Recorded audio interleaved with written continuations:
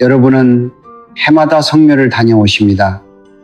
무릎을 꿇고 두 손을 모으고 차마 흘리지 못한 눈물을 삼키며 절을 올리지요. 정성껏 차린 음식을 제사상 위에 가지런히 올리고 조상님께 빌고 또 빕니다. 부디 이 집안에 복을 좀 보내주십시오. 부디 막혀있던 돈줄이 시원하게 풀리게 해주십시오. 부디 우리 아이들만큼은 이 가난을 물려받지 않게 해주십시오. 그렇게 두 손이 저릴 때까지 절을 올리고 무거운 마음으로 다시 차에 오릅니다. 그런데 집으로 돌아오는 그 길, 여러분의 손에 쥐어진 것은 여전히 아무것도 없습니다. 통장 잔고는 그대로이고 빚은 한 푼도 줄어들지 않았으며 가게는 여전히 숨이 막힐 듯 답답합니다. 어떠세요? 이 마음 한 번쯤 겪어보셨지요? 그렇다면 저는 오늘 조심스럽지만 분명하게 여쭈어야 합니다. 여러분은 정말로 성묘를 다녀오신 것입니까? 아니면 그저 형식만 갖추고 오신 것입니까? 사실은 말이지요. 이 두 가지 사이에 엄청난 차이가 숨어 있습니다. 오늘 이 영상이 그 차이를 처음으로 알려드리는 자리가 될 것입니다. 끝까지 함께 해주세요. 저는 오랜 세월 옛 선조들이 남기신 풍수의 지혜를 곁에서 배우고 그 지혜를 사람들의 삶에 적용해보는 일을 해왔습니다. 수천 년이어 내려온 동양의 가르침을 따라 수많은 가정을 만났습니다. 그 중에는 해마다 빠짐없이 성묘를 다녀오면서도 집안의 재물 기운이 끊임없이 새어나가는 분들이 정말 많았습니다. 처음에는 저도 의아했지요. 이분들은 게으른 것도 아니고 조상을 무시하는 것도 아닙니다. 오히려 그 누구보다 정성스럽게 제사를 모십니다. 그런데 왜 복은 오지 않는 것일까요? 참 이상하지 않습니까? 오랜 가르침 앞에 머리를 숙이고 한참을 앉아 있다 보니 비로소 그 이유가 보이기 시작했습니다. 문제는 정성의 양이 아니었습니다. 문제는 에너지의 방향이었습니다. 같은 정성도 어디로 흐르느냐에 따라 복이 되기도 하고 막힘이 되기도 한다는 것을 그때 깨달았습니다. 지금 이 영상을 보고 계신 여러분 중에 형제 사이의 돈 문제로 마음이 틀어진 분이 계십니까? 함께 자란 형제인데 어느 순간부터 명절에도 얼굴 보기가 껄끄러워진 분 말이지요. 또 자녀가 취업도 결혼도 잘 풀리지 않아 속이 까맣게 타들어가는 부모님이 계십니까?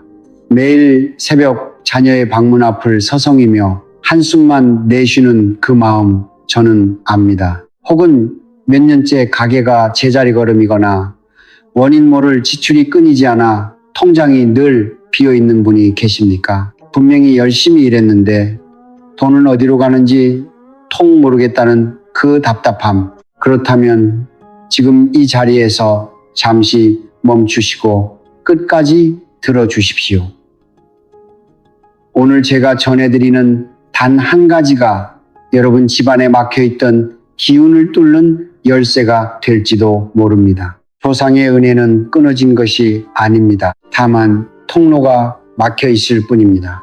자, 그렇다면 한 가지 실제 이야기로 시작해 볼까요? 제가 이 이야기를 처음 들은 것은 꽤 오래전 일입니다. 같은 가르침을 따르던 한 도반에게서 전해들은 실제 사연이지요. 전라도 어느 산자락 마을에 3대째 가난을 이어오던 집안이 있었다고 합니다. 할아버지는 평생 목수일을 하셨는데 손재주가 좋기로 마을에서 유명했지요. 그런데도 가난을 면치 못하셨습니다. 아버지 역시 목수일을 물려받았고 새벽 어스름부터 톱밥 냄새를 맡으며 일했지만 형편은 늘 빠듯했습니다. 이제 그 아들 차례, 그 아들도 똑같은 길을 걷고 있었습니다. 부지런하지 않은 것도 아니었어요. 쉬는 날 없이 몸을 혹사했지요. 그런데 돈은 벌리는 족족 어디론가 사라졌고 빚은 줄어들기는커녕 해마다 조금씩 불어났습니다. 그 집의 아들이 어느 날 마을 외곽에 홀로 사시는 한 어른을 찾아갔다고 합니다. 풍수의 이치에 박다는 분이었지요. 그 어른 앞에 앉자마자 아들은 이렇게 토로했답니다. 어르신, 저희 집안은 조상 대대로 저주라도 받은 것입니까? 아무리 발버둥 쳐도 안 됩니다. 이제 정말 지쳤습니다. 그 어른은 한참 동안 아무 말씀도 하지 않으셨다고 합니다. 그러다 조용히 물으셨습니다. 자네 집안은 성묘를 어떻게 지내는가?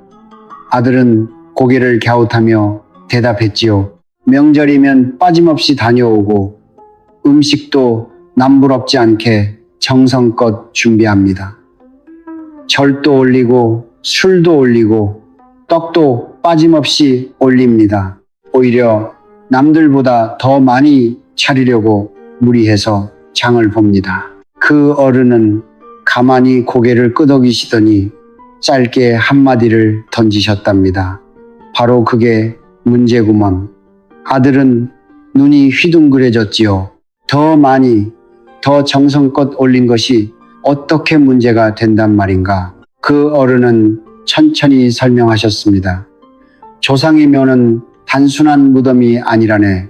그것은 살아있는 기운의 통로일세. 그 통로에 무엇을 바치느냐에 따라 통로가 열리기도 하고 닫히기도 하지. 자네가 올리는 음식들 중에는 강한 음의 기운을 풍기는 것들이 섞여 있다네. 그 음의 기운이 오히려 통로를 틀어막고 있는 게야. 그날 이후 그 아들은 성묘 방식을 완전히 바꾸었습니다. 올리는 음식의 종류를 단순하게 줄이고 딱 하나의 핵심 음식만 정성껏 준비하기 시작했지요. 처음에는 오히려 더 초라해 보이는 제사상이 영 불안하기도 했답니다. 그러나 불과 몇 달이 지나지 않아 묘하게도 집안의 흐름이 달라지기 시작했습니다. 오래 끌어오던 땅 문제가 예상치 못한 방향에서 풀렸고 막혀있던 대출 심사가 통과되었으며 큰아들이 마침내 좋은 일자리를 얻었습니다. 참 신기하지요. 우연이라고 하기에는 너무 또렷한 변화였다고 합니다. 자, 이 이야기의 뿌리에는 한 가지 깊은 법칙이 자리 잡고 있습니다.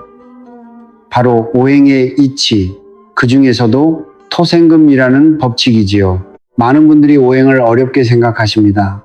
목화토금수 이 5글자가 마치 고전 시험 문제처럼 느껴지지요. 그런데 사실은 그렇지 않습니다. 오행은 철학책 속에 있는 것이 아니라 우리 밥상 위에 있고 마당 흙 속에 있고 손바닥 안에 있습니다. 우리 삶의 모든 순간에 흐르고 있는 에너지의 질서이지요. 그 질서 중에서 오늘 우리가 반드시 이해해야 할 단 하나의 원리가 있습니다. 바로 토생금. 글자 그대로 풀면 토의 기운이 금의 기운을 낳는다는 뜻입니다. 여기서 토는 단순한 흙이 아닙니다. 토는 중심이고 안정이고 뿌리를 내리는 힘이지요. 어머니의 품처럼 모든 것을 받아들이고 품어 길러내는 에너지입니다. 그리고 금은 단순한 금속이나 돈이 아닙니다. 금은 결실이고 수확이고 세상에 드러나는 풍요의 기운입니다. 뭐랄까요? 이렇게 생각해 보세요. 씨앗이 아무리 좋아도 땅이 메마르면 싹을 키울 수 없지요. 마찬가지로 아무리 열심히 일해도 뿌리가 되는 기운이 흔들리고 있으면 재물은 모이지 않습니다. 그렇다면 우리 인간에게 있어서 토의 기운, 즉 뿌리의 에너지는 어디서 오는 것일까요? 바로 조상입니다. 조상의 묘는 문자 그대로 땅 속에 있지요. 토의 기운이 가장 짙게 모여있는 공간입니다. 옛 선조들은 조상의 묘를 자손의 에너지 발전소라고 보았습니다. 그 발전소가 제대로 가동될 때 금의 기운, 즉 재물운과 건강운과 자손의 성공운이 자연스럽게 흘러나와 살아있는 후손들에게 전달됩니다. 반대로 그 발전소가 막혀 있거나 어지러우면 아무리 열심히 살아도 에너지가 새어나가고 노력에 비해 결과가 너무 작게 맺힙니다. 여기서 성묘가 갖는 진짜 의미가 드러납니다. 성묘는 단순히 조상에게 인사드리러 가는 행위가 아닙니다. 조상의 토기운을 깨우고 그 통로를 정화하여 금의 기운이 자손에게 막힘없이 흘러내려오게 만드는 의식이지요. 이 의식이 제대로 이루어질 때 비로소 토생금의 법칙이 작동합니다. 옛 어른들은 이런 비유를 자주 드셨습니다. 강물이 흐르는 수로의 상류에 맑은 물을 붓느냐, 탁한 흙탕물을 붓느냐에 따라 하류의 논밭이 살기도 하고 죽기도 한다. 조상의 묘는 수로의 상류라네. 그 상류에 무엇을 바치느냐가 하류에 사는 자손들의 삶을 결정한다네. 이 비유가 제 가슴에 오래 남아 있습니다. 우리는 흔히 내 삶이 나의 노력만으로 결정된다고 생각합니다. 그러나 에너지의 관점에서 보면 우리는 조상이라는 거대한 뿌리로부터 끊임없이 기운을 공급받으며 살아가고 있는 것이지요. 그 뿌리를 건강하게 유지하는 일, 그것이 바로 성묘가 가진 진짜 힘입니다. 자, 이제 많은 분들이 기다리신 이야기를 할 시간입니다.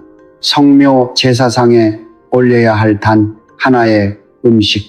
솔직히 말씀드리면 저도 처음 이것을 들었을 때 너무 단순해서 오히려 당황했습니다. 이렇게 단순한 것이 그토록 강력한 기운을 품고 있다는 것이 선뜻 믿어지지 않았지요. 그런데 옛 어른들은 늘 이렇게 말씀하셨습니다. 진리는 복잡한 곳에 숨어 있지 않다. 가장 단순한 것 속에 가장 깊은 기운이 담겨 있다. 그 말씀이 옳았습니다.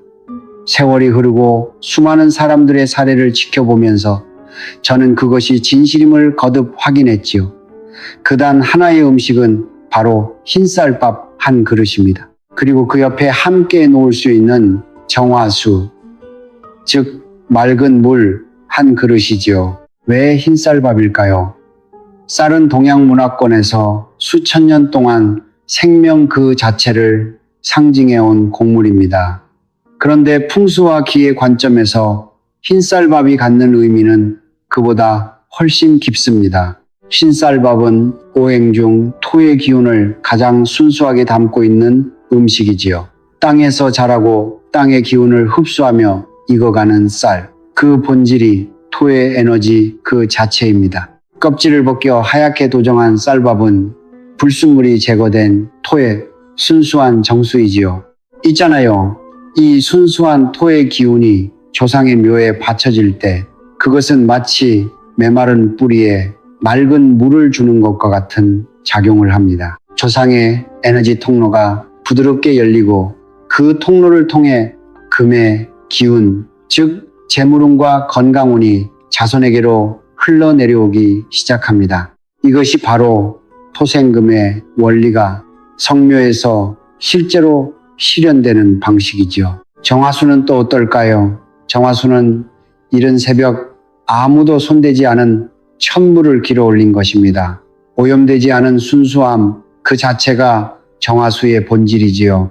오행으로 보면 정화수는 수의 기운을 품고 있지만 그 순수함으로 인해 토의 안정된 기운과 아름답게 조화를 이룹니다. 흙과 물이 만나야 비로소 씨앗이 싹을 틔우듯이 정화수는 조상의 토기운을 부드럽게 적셔 에너지의 흐름을 원활하게 만들어줍니다. 옛 가르침에 이런 말이 있지요. 정화수 한 그릇에는 1000마디 말보다 깊은 정성이 담긴다.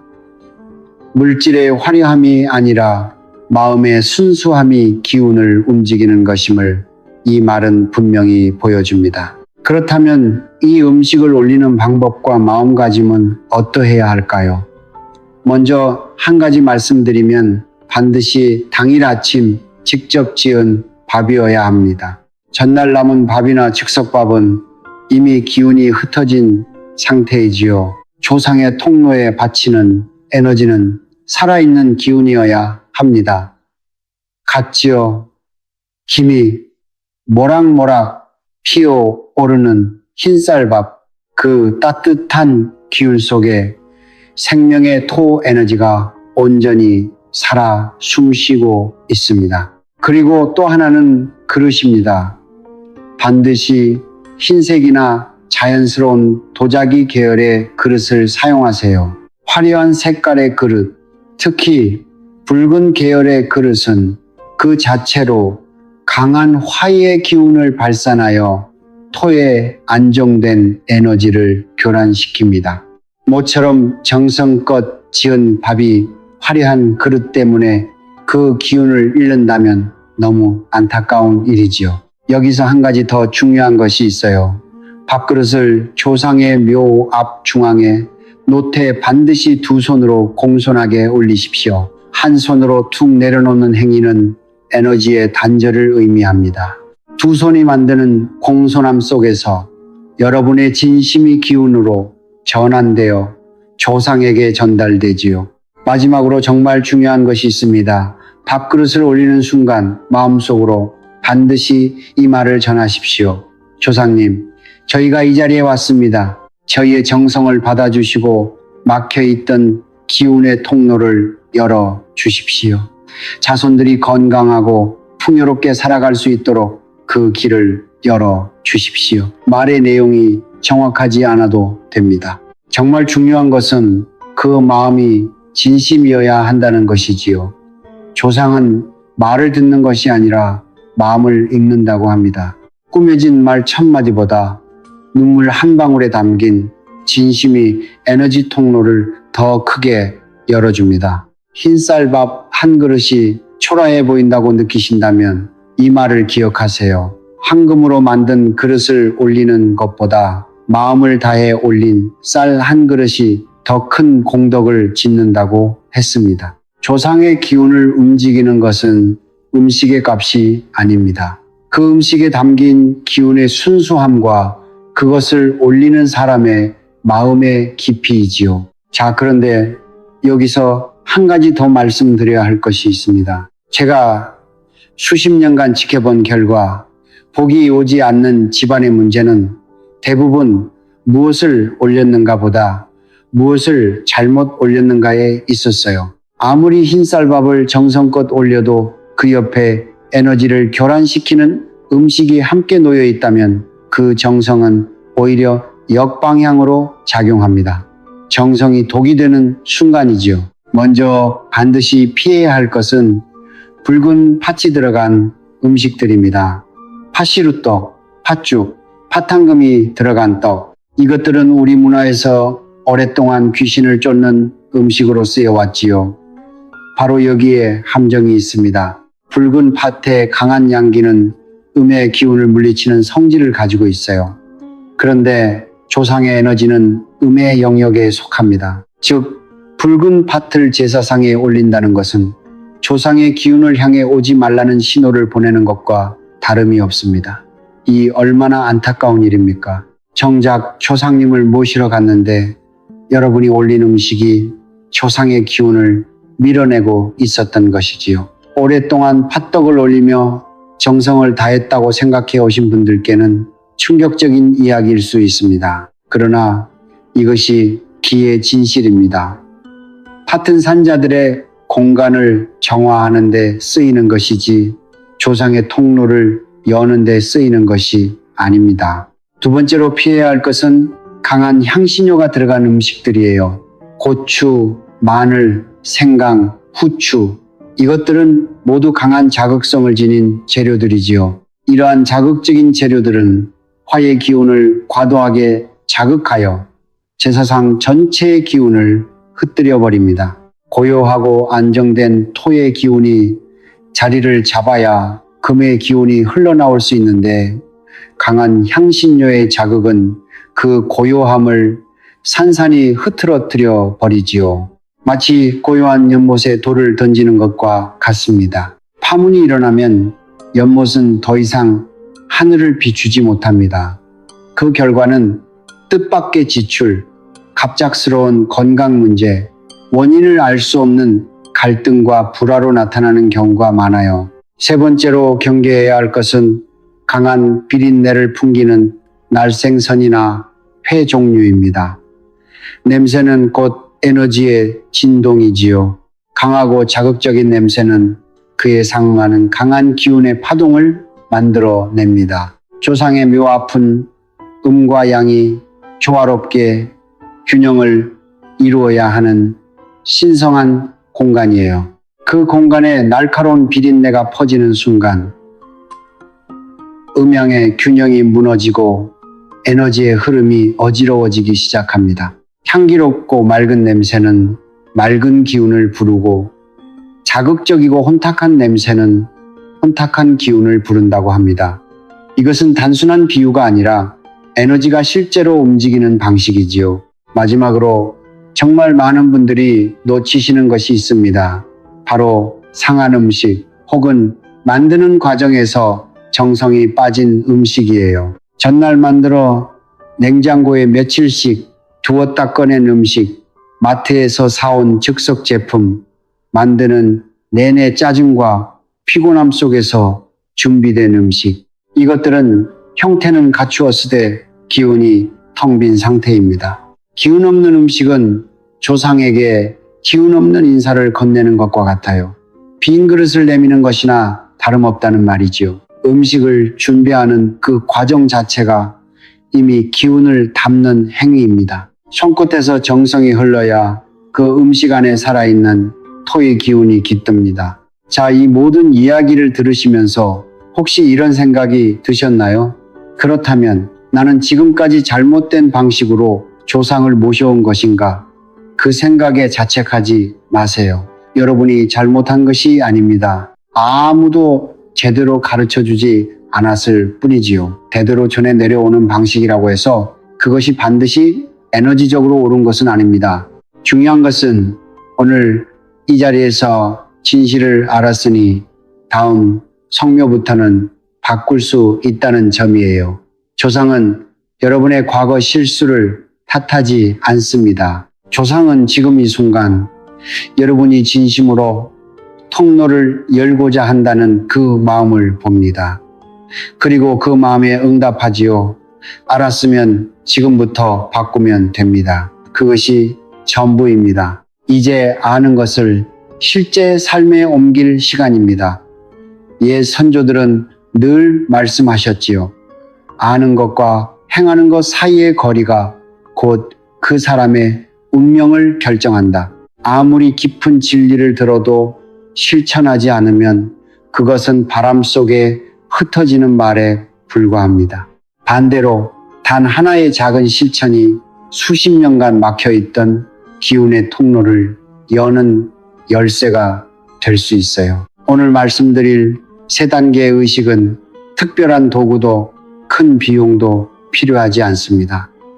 필요한 것은 오직 여러분의 진심뿐이에요. 첫 번째 단계는 성묘지에 도착하기 전 집을 나서는 그 순간부터 시작됩니다. 출발 전 잠시 멈추어 서서 눈을 감고 3번의 깊은 호흡을 하세요. 숨을 들이쉴 때는 감사함을 들이쉬고 내쉴 때는 원망과 불안과 조급함을 내보내세요. 그리고 마음속으로 이렇게 말씀해 보세요. 저는 오늘 조상님께 진심을 올리러 갑니다. 어떤 바람도 내려놓고 오직 감사함 하나만 가지고 갑니다. 두 번째 단계는 묘 앞에서의 행위입니다. 흰쌀밥 한 그릇을 묘비를 기준으로 정중앙 그리고 묘비와 가장 가까운 자리에 놓으세요. 에너지는 거리에 반비례합니다. 중심에서 멀수록 기운의 전달력이 약해지지요. 두 손으로 공손하게 천천히 내려놓으시고 바로 일어서지 마세요. 잠시 그 자리에 머물며 조용히 눈을 감으세요. 그리고 조상의 이름을 마음속으로 한번 불러드리세요. 이름을 모른다면 저희 조상님이라고 해도 충분합니다. 이름을 부르는 행위는 에너지적으로 연결의 다리를 놓는 것과 같아요. 그 다리 위로 토생금의 기운이 흐르기 시작합니다. 세 번째 단계는 집으로 돌아온 뒤입니다. 의식은 묘를 떠난 뒤에도 이어지지요. 집에 도착하면 가장 먼저 현관에서 손을 깨끗이 씻으세요. 단순한 위생의 문제가 아닙니다. 묘지에서 가져온 외부의 기운을 정화하고 조상으로부터 받아온 금의 에너지를 집안에 안착시키기 위한 경계의 의식이에요. 그 다음 창문을 잠시 열어 환기를 시키세요. 신선한 바깥 공기가 집안으로 들어오면서 정체되어 있던 기운이 순환하기 시작합니다. 환기 후에는 식탁 위에 깨끗한 물 한 컵을 올려놓으세요. 이 물 한 컵은 성묘에서 열린 통로를 통해 흘러들어온 기운이 집안에 자리 잡도록 돕는 그릇입니다. 사흘간 그 자리에 두셨다가 사흘 뒤에는 화분에 흙에 부어주세요. 땅으로 돌려보내는 것, 그것이 토의 기운을 완성하는 마지막 순서이지요. 여러분, 우리는 오늘 긴 여정을 함께 걸어왔습니다. 이 모든 이야기의 뿌리에는 한 가지 진실이 놓여 있어요. 정성된 마음 하나가 운명을 바꾼다는 것. 화려한 제사상이 운명을 바꾸는 것이 아닙니다. 값비싼 음식이 집안의 기운을 바꾸는 것이 아니에요. 오직 진심에서 우러나온 정성, 그 하나가 막혀있던 강물을 다시 흐르게 만드는 것이죠. 저는 오늘 이 영상을 보고 계신 여러분 한 분 한 분을 위해 축원을 올립니다. 빚으로 인해 밤잠을 못 이루시는 분께는 조상의 토생금 기운이 그분의 재물 통로를 활짝 열어 예상치 못한 곳에서 해결의 실마리가 찾아오기를 빕니다. 자녀의 취업과 결혼이 걱정되시는 부모님께는 조상의 은혜가 자손에게 대를 이어 흘러내려가 자녀들의 발걸음 앞에 밝은 길이 열리기를 빕니다. 가게가 막혀 답답하신 분들께는 금의 기운이 새로운 방향으로 물길을 내어 뜻밖의 인연과 기회가 문을 두드리기를 빕니다. 몸이 아프고 지쳐 계신 분들께는 조상의 건강운이 흘러내려와 그분의 몸과 마음에 생기가 돌아오기를 빕니다. 오랜 외로움과 상처로 마음이 닫혀있는 분들께는 조상의 따뜻한 기운이 그 닫힌 마음의 문을 부드럽게 두드려 다시 세상을 향해 열릴 수 있기를 빕니다. 오늘 이 영상이 여러분에게 닿은 것은 우연이 아닙니다. 에너지는 필요한 사람에게 필요한 순간에 닿지요. 여러분이 이 영상을 보게 된 것은 여러분의 조상이 이미 통로를 열어주려 하고 있다는 신호일지도 모릅니다. 그 신호를 흘려보내지 마세요.